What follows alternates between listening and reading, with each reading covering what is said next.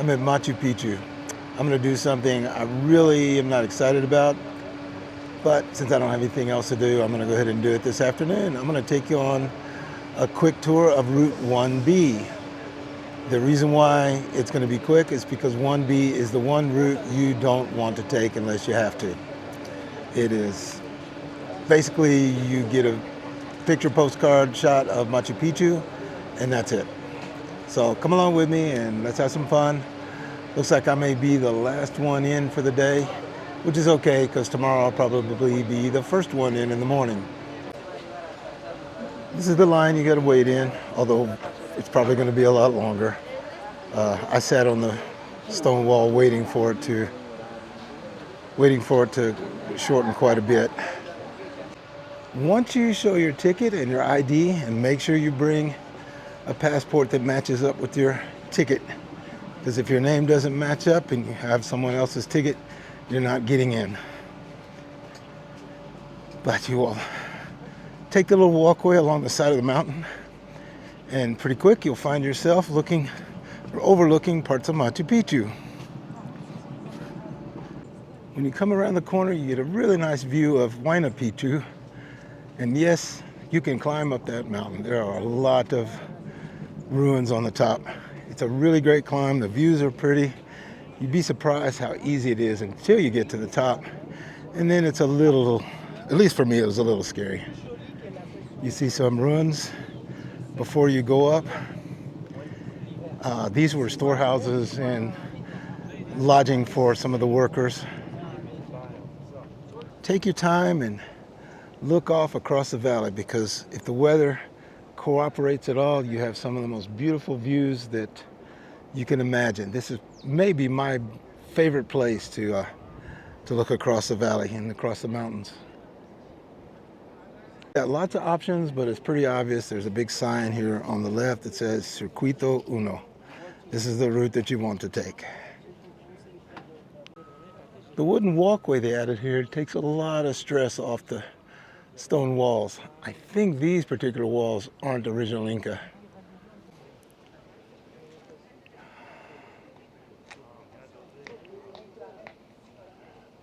And here's where you join up with the old trail that was used for decades for everyone going into Machu Picchu.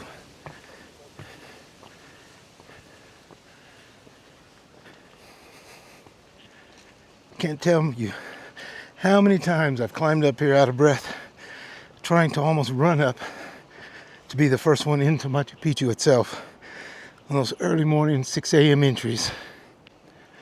Well, I just spent a little time visiting with a couple from the Netherlands. Dutch people are easily, well, I don't say easily, but they're pretty close, if not the best people you would ever meet in Cusco. This was where everyone made the choices before. You could go up or you could go straight ahead. Everyone went straight ahead except for me. I shouldn't say everyone, but most people. And I would just shake my head. And the worker who was here to kind of help people would shake his head also, because the path to the left was by far the best. You'll see in a little bit why it's so spectacular, because even though it's the worst route you can take unless you have to, it has the best photos of any place in Machu Picchu, without a doubt. And as long as it doesn't come up raining in the next few minutes, and I can't see this going to, I'll show you that soon. If it looks like there's a lot of climbing here, well, there's a lot of climbing here. Take your time, stop, look behind you, just enjoy yourself. You don't get very many pretty views because you're walking through the jungle, but it's still a fun little hike. And I'll tell you, one of the first things that I learned in Cusco was the expression paso a paso, means step by step. And that's how everyone approaches hiking up and down the hills and the mountains. You see this little shack? That's a control point, and it means you're very close to finish climbing. In front of the control booth, you get a beautiful view of Machu Picchu mountain and the trail going up to the Sun Gate. That's the route that I would strongly recommend anyone take, but climbing up to the mountain is also pretty nice. The catch is, right now the Sungate route is only open to Inca Trail travelers coming into Machu Picchu. The mountain itself is open, but it is a really, really tough climb, and this time of the year, I'm here in mid-December, it could be raining, and that would make that trail up there really, really tough. When you get here, you are on the actual Inca Trail that comes from Cusco to Machu Picchu. Now, you only take it for about 30 meters or so, but this is the same trail that every worker, every visitor, every Inca emperor took into Machu Picchu from Cusco. Route 3B is essentially a steep climb up, a small circle, and a steep climb down. But it has three amazing trails that branch off from it. This is the Inti Punku Trail, or the Inca Trail that I just told you about and showed you. You can see that it hasn't been cleaned off because it closed down October 16th. No one's supposed to be using it except for Inca Trail hikers coming in. I've got a great video, maybe two, I think, about the trail to the Inti Punku. As I said before, it is the trail that I strongly recommend taking. Here's some Inca Trail folks that are making their way down. I imagine they're really, really tired, but excited to be here. Tomorrow, they'll go into Machu Picchu itself. When you make your right turn from where the trail branches off to go to the Inti Punku, you'll look up and think, oh my goodness, I've got one more climb. Well, let me give you some good news. This is it. Finish this and you're done climbing.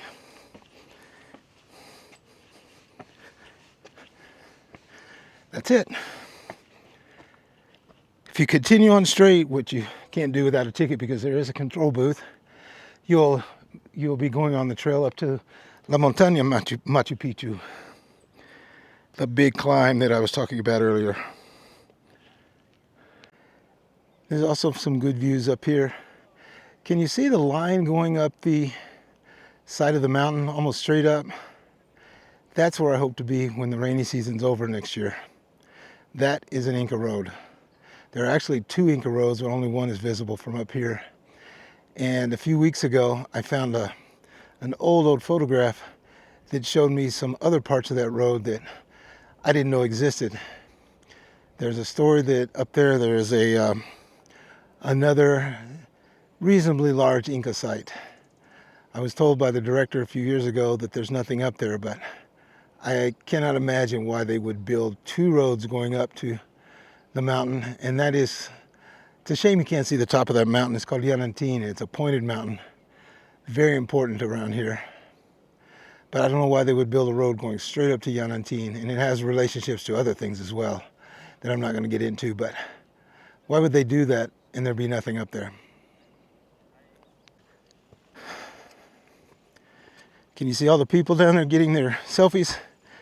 That's the most popular place. It's not the best, but it's by far the most popular place to get photos of Machu Picchu. And for most people, it used to be the first place they got a view of the entire citadel. But now you get views all the way up to that point. So there are many, many viewpoints. It's not nearly as crowded for that reason as it used to be. Can you make out these steps very well that stick out of the wall?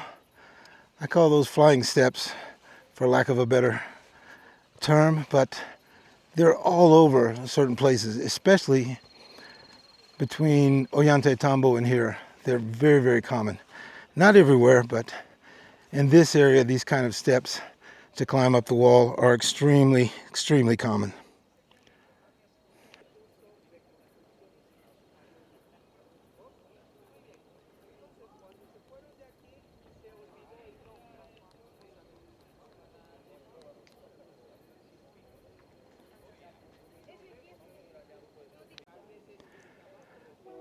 That little building down there is known as the Watchman's Hut or the guardhouse.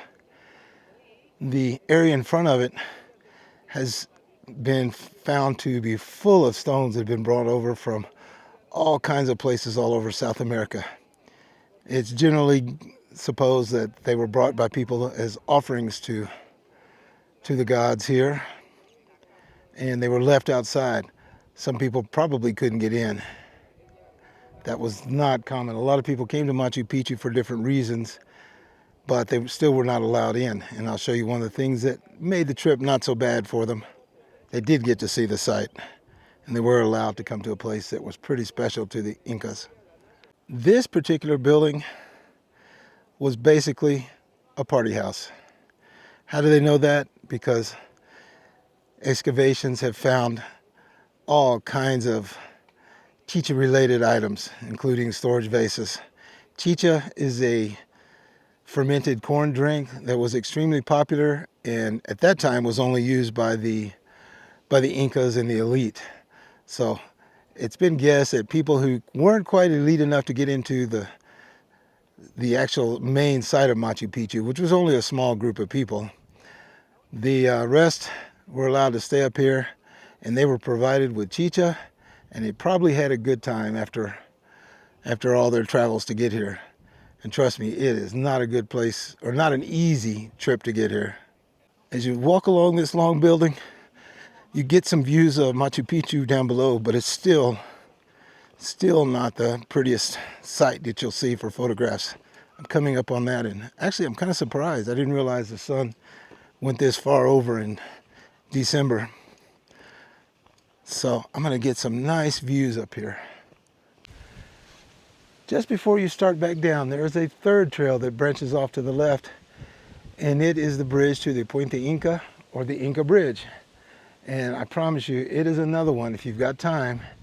It does require a separate ticket, but it does give you a view of something that you probably won't see anywhere else. It is definitely worth going to. And by the way, all three of these, the Inti Punco, Sun Gate, La Montaña Machu Picchu, and the Inca Bridge, all branch off of this, and they're all part of this particular route. So if you get one of those tickets, you're still going to do everything that we've done today. And then you get to the point where there are tons of places to take photos. This is by far my favorite. Actually turned out pretty nice here today. I don't know if and this is where you reach the point where you get the beautiful photographs that I've been telling you about. This is by far my favorite place to get photographs because Huayna Picchu, the mountain in the background, just fits perfectly behind Machu Picchu itself.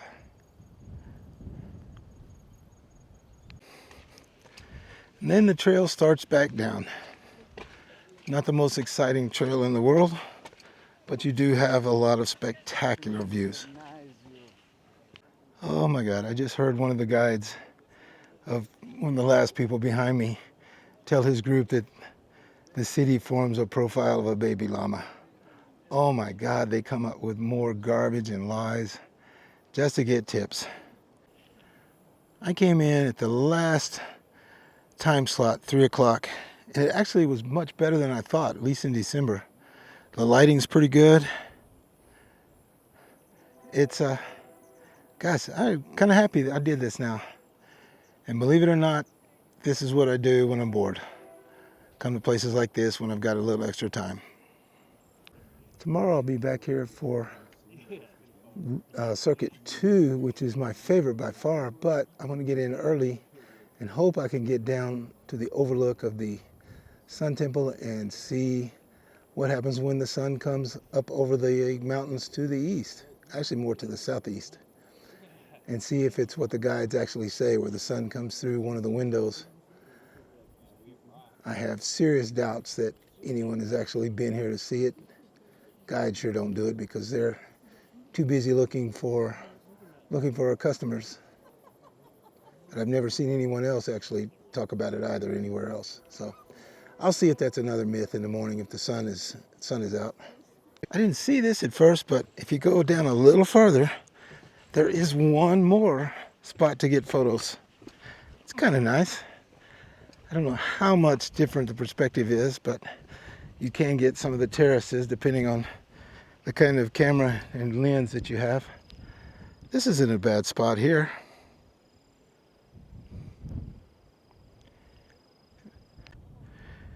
This is the spot above the guardhouse that I told you a moment ago. You can see all the stones that are gathered here. They've been brought up from places all over South America and the Inca Empire. Many of them are river stones. Some are granite from around this general area, but most have been identified as coming from places far, far, far away. And now it's turn around, say goodbye to Machu Picchu, and head back down.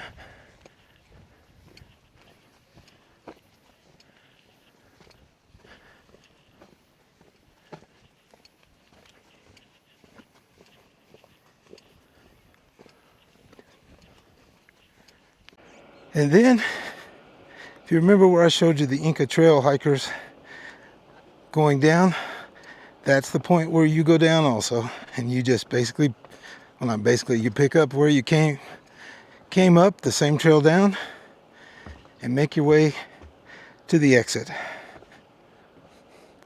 Nothing special to see the rest of the way. Of course, the great thing about exiting here is you're going downhill all the way. Oh my goodness, this is so much easier than it was coming up. And remember, I live in Cusco, in the Andes. I walk in the mountains all the time, and it's still a hike that I have to stop several times and catch my breath. You can probably hear how I'm talking much, much easier now. I was certainly out of breath before.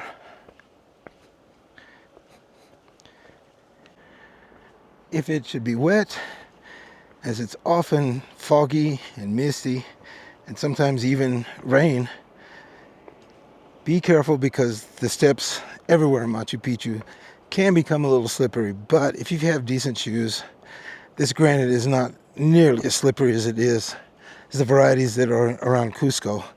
There's none of the blue granite that you find there that is just, oh, it's like ice when it's raining. One last set of stairs and then some steps at the bottom, and then you go out the exit. As you go down these last steps, take note of the water channel next to you, because without it, there would be no Machu Picchu. This water channel brought water from 800 meters along the mountainside, and without it, Machu Picchu would never exist because there wouldn't be any water source up here. And no way they would bring water up from below for as many as 700 or 800 people when it was fully occupied.